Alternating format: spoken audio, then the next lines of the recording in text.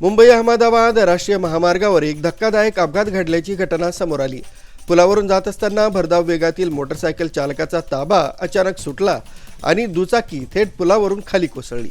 या भीषण अपघातात मोटरसायकल स्वार गंभीर जखमी झाला असून त्याच्या डोक्याला मार लागलाय।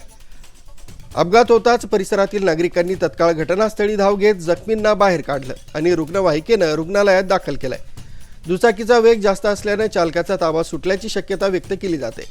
तसंच पुलावर सुरक्षा रक्षक कठडे नसणं किंवा अपुरी सुरक्षा यंत्रणा यावरही प्रश्नचिन्ह उपस्थित होते। या घटनेमुळे काही काळ वाहतूक विस्कळीत झाली होती। पोलिसांनी घटनास्थळी पोहोचून पंचनामा केला असून पुढील तपास सुरू आहे। मुंबई अहमदाबाद मार्गावर वारंवार होत असलेल्या अशा अपघातांमुळे प्रवाशांच्या सुरक्षिततेचा प्रश्न ऐरणीवर आलाय। आरबी न्यूजसाठी मलिक शेख, मोखाडा।